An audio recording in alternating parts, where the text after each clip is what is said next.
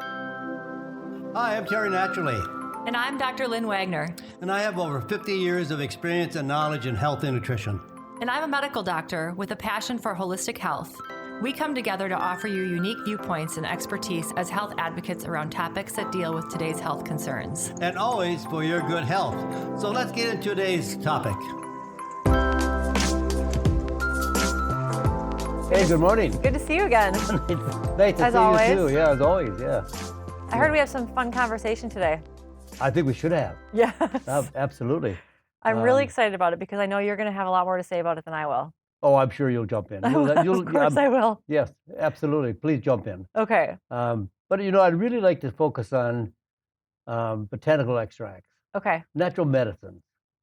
I'm going to dumb it down a little bit. What do you mean by a botanical extract? Because you Herb. obviously... An herb. Okay. Yeah. Botanical is just, like an herb Like a plant. plant. Okay. And I'm saying that so people understand because my audience doesn't always know this stuff. And mine doesn't either. Right. So, and I don't, I try to be friendly in terms of what I'd like to say so that everybody can take advantage of it. Yep.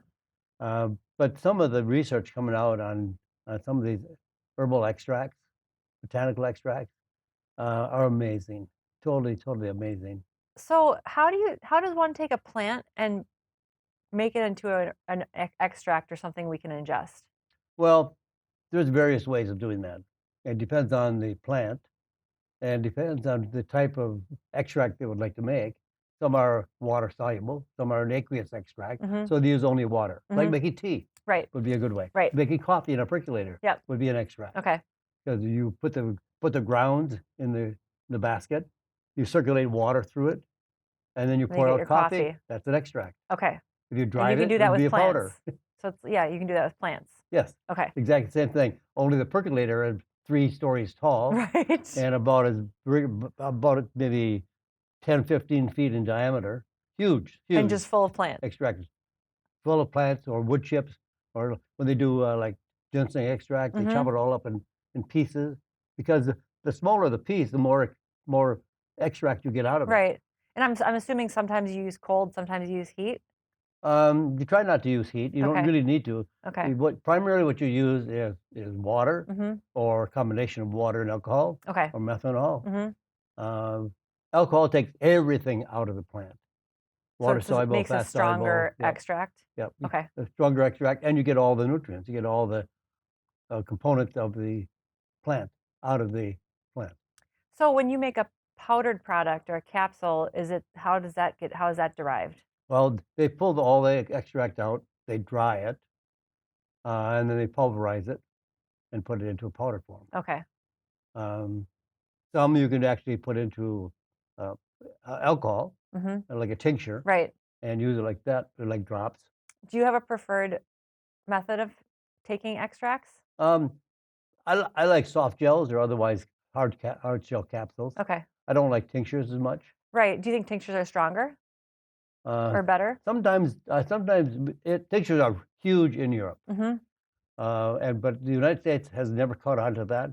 Right. We're very pill oriented. For sure. Yes. For sure. I want a pill. My patients never want to I take don't tinctures. understand that. I Right. need 20 drops. I don't understand No, they that. don't. So, yeah, but tinctures are really, really powerful. And they're Okay. good. I love them. Right. There are certain things like echinacea I like in a tincture. Right. There are some plants that I like in a tincture. Okay. I would more than likely want to use them personally than sell them because the problem of selling them is that it's very difficult for people in America to take a liquid Right. drops. Just or- because we haven't wrapped our head around it, right? No, It's just we not don't, normal. We don't understand that, no. Right. Because drug companies don't have liquids, No. tinctures. Right. They have drugs. Unless you're a kid. They have pills. They have tablets. Right. They have capsules. Mm-hmm. And so that's how everybody thinks. Okay.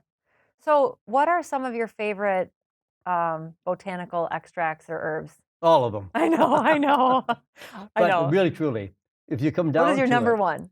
Oh, geez, that's really tough. Andrographis. Okay, let's talk about that. Andrographis. So tell me what it is. Like when you look at Andrographis, what does it look like?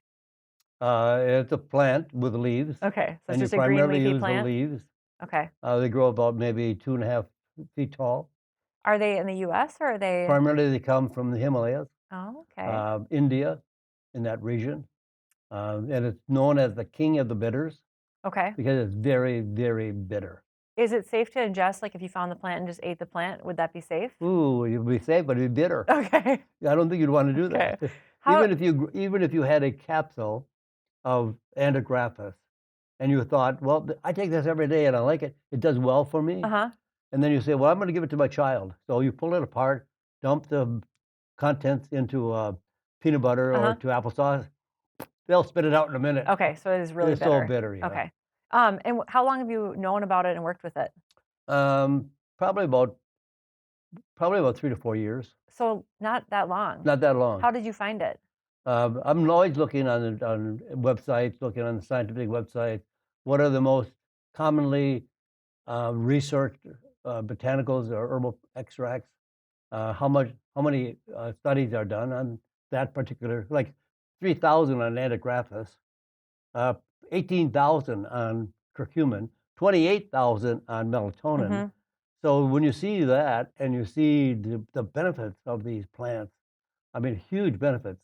Andrographis is antiviral, antibacterial. That means cold and flu. That means COVID-19. Liver, in fact, works extremely well on liver for fatty liver disease. Oh, it does? Drug companies now are clamoring to get to some kind of a drug that they feel will cure fatty liver disease when actually it's caused by sugar. Right. Instead of alcohol, because it's called non-alcoholic fatty liver disease today.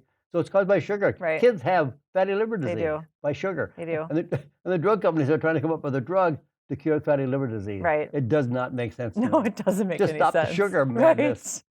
Right. Make sugar illegal. Same with type 2 diabetes.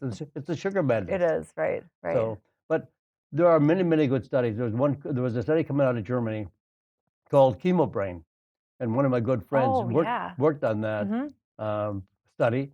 And when they give patients chemo, it destroys liver cells and brain cells.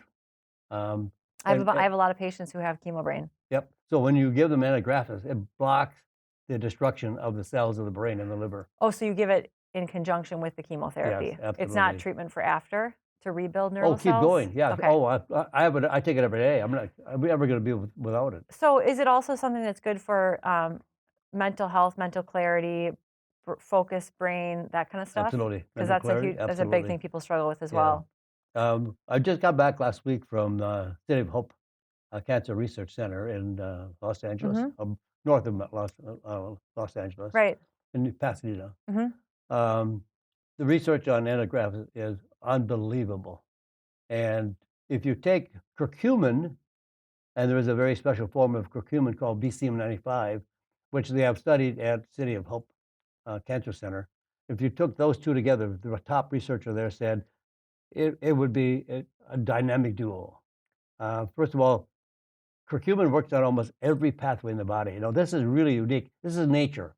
Drug companies, when they make a drug, it's one molecule.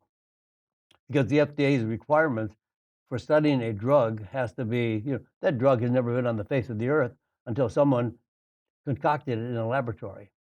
So will it kill people? How many people is it going to kill? And they do have a way of getting around. There's going to be a certain amount of deaths from many drugs. But they look at how many people can we help, how many people will die. Right. And, it's that numbers game. And, but like curcumin and Andrographis, it has many, many, many molecules, hundreds, if not thousands of molecules. So it works on a variety of conditions where a synthetic drug, works on only one pathway, only on one molecule. Right. Then you throw all the other pathways out of balance. Where nature is collectively working on all those pathways simultaneously at multiple levels of those pathways, providing balance. So, go back to the Andrographis. What would you say that, is it something you take every day? I know you said you take it every day, I would take it every day. For most people, it would be something they would take every day. I would like to see people take it every day because you're going to get more value. Right. But if you have a cold or flu, it works fantastically. Okay, so if you get a cold or flu, you take it. If you have fatty liver disease, you want to take it every day. Right. If you're under chemotherapy, the problem with that is doctors are not educated No. on much. I don't know. Oh, thank you, doctor. Yeah. What I'm saying is that they have no knowledge of health and nutrition. No. They don't know what to eat either, and they believe that diet makes no difference in your health. Right. In your health. Right. I have an interesting story, but I don't have time for it, I guess. Yeah.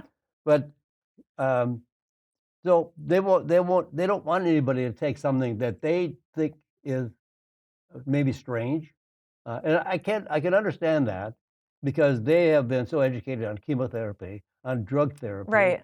and radiation. So when you say they should also take curcumin with the drug, well, that's like saying, well, I gave up on the medical, and I'm including something that is completely foreign to me, Right. and I'm going to allow my patient to take it. So what happens to my patient if they take curcumin and the drug?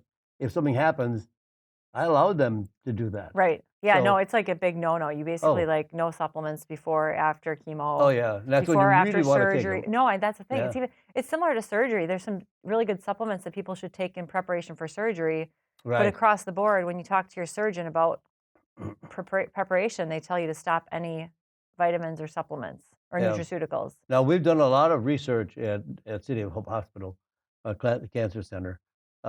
When you give something like curcumin Mm-hmm. or Andrographis, but these are only animal studies. Mm-hmm. You can't do any kind of human cancer studies with herbal extracts. Okay. Just there would be no regulatory body that would allow it. Okay. So you do a human tumor grafted to an animal. So you're treating the human tumor, but it's being fed by the blood Of an animal? of an animal. Mm-hmm. You could reduce tumors faster than drugs. With Andrographis? Andrographis, curcumin. And curcumin. Here's the combination of 4 different arms of a study. Mm-hmm.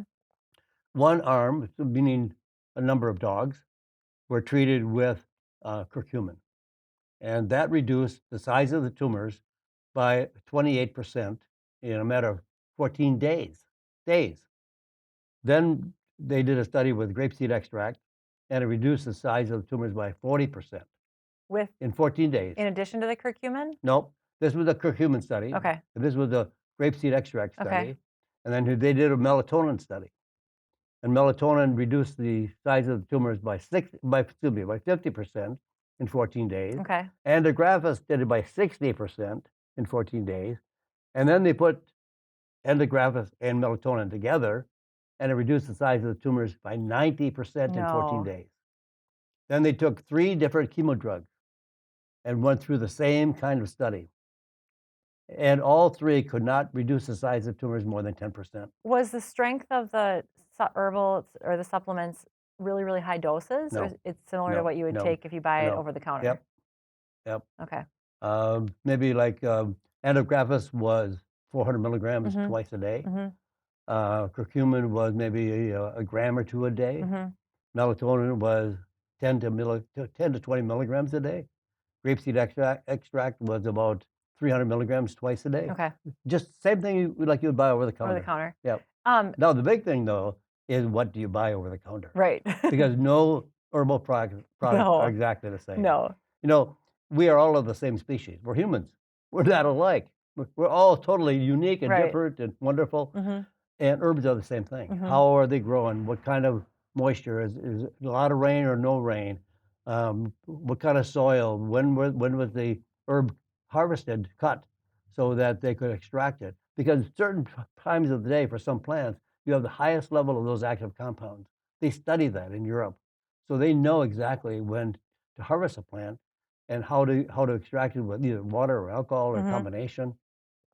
So there's a lot that goes in to make it a plant. So you can have 20 different Andrographis on a shelf, and none of them are the same. Right.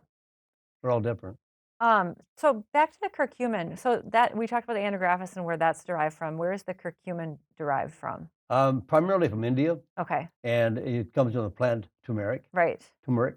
which Is that a root? Is that a root? Yes, Okay. it's from the root, Right. but technically it's called the rhizome. Okay. It's not the root, Right. but it's underground, and usually in the plant turmeric, it's in the plant up to 2 to 4%. Curcumin is there about 2 to 4%. Okay. That's not enough to make it have a medicinal value. So they concentrate it up to 95% pure. Okay. And at So if you're just 95%, using the spice, you're not going to get the benefit that you would oh, get from a no, product. Right. so little, so Right. little. You'd have to eat like a pound of it a day or something like that. Well, yeah, and I really have it's difficult because even authors and journalists, they interview somebody and they talk all about curcumin. And then when they write the article, turmeric does this.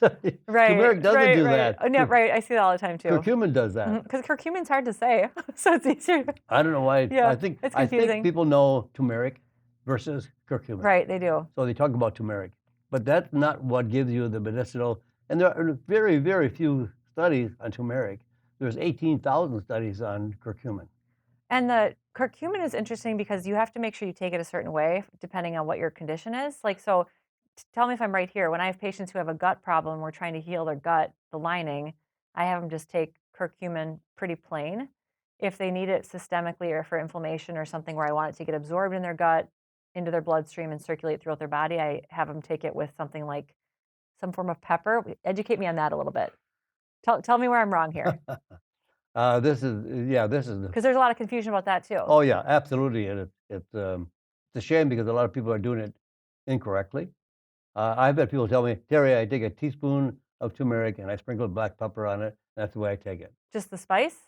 Yeah. Okay. And black pepper has nothing to do with absorption. Where did that come from then? Well, because there is a company that sells curcumin with an ingredient called piperine. Right, And piperine is extracted from black pepper. right.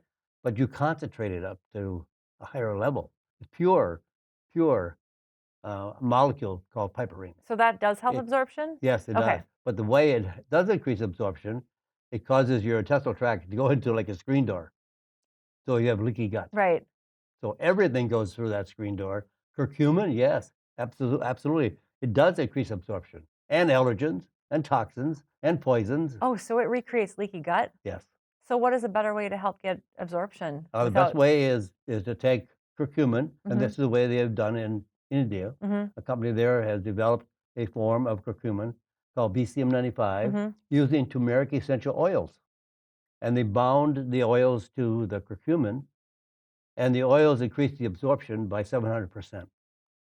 Interesting. It's the most clinically studied, scientifically studied curcumin, bioenhanced curcumin in the world, BCM95. I mean, you do realize that even in my integrative medicine training, they were training that you take the pepper derivative to help with absorption. It was the first one. That is very that goes widely. back a long time. Yeah. And they gained the most notoriety of that because nothing else was advanced. Right. So everybody thought, oh, piperine is going to work, and they referred to it as black pepper, but you can't use Right. black pepper. Right. It's got to be piperine. I did not know this. And then other companies came along, and they started developing better ways to increase the absorption and not have any side effects. Mhm. In fact, the turmeric essential oil contains tumerones, which are ingredients, components that are in the oil, like curcumin is in the plant. In the oil, you have tumerones. And these tumerones, especially AR tumerone, is almost exactly like curcumin. So you have this combination synergistic effect of the oil and the plant and increases the absorption substantially. So, like Andrographis, we talked about the main things it helps with, and I know it helps with a lot more than that. But what are your top things that you think the curcumin is useful for in the human body? In India, they call it the all-in-one solution. Okay. It does. I don't think there is a condition or disease that curcumin would not help. From the researchers at the City of Hope Cancer Center, um, they said here's the best combination, and they're doing a couple studies on this combination, Mhm. curcumin and Andrographis together. Mhm. If you did that, because curcumin works on almost every pathway in the body, every pathway. It can be psoriasis, it can be arthritis, it can be rheumatoid arthritis, it can be um, you name it, inflammation, pain. Um, it covers every pathway in the body. Um, not as strong in some of those pathways. Then you take Andrographis, and it almost equals curcumin in the terms of how many pathways, but much stronger. So that combination could be like, wow. Mhm. So they're doing 2 studies right now on the combination, and they Okay. have some oncologists really interested Really in interested? at City of Oh, Hope. that's Yeah, very cool. yeah. Very cool. But they can't prescribe it. because um, you can't prescribe natural medicines to a Right. cancer patient. Right. So they're asking the cancer patients, would you like to take it? Right. That's what I was thinking. I mean, I have a lot of patients, obviously, who have cancer or who've had it in the past, and it's the same thing where I say, obviously, ask your oncologist or your surgeon what they recommend, and then a lot of them choose to do something different on their own anyway. Yeah. From what I've seen at the City of Hope, um, there is like a protocol. And one of the top doctors there, Dr. Ajay Goyal, Hmm. he recommends curcumin, BCM95, about 1 to 3 grams per day. Andrographis, um, 400 to 800 milligrams a day. So that's for treatment.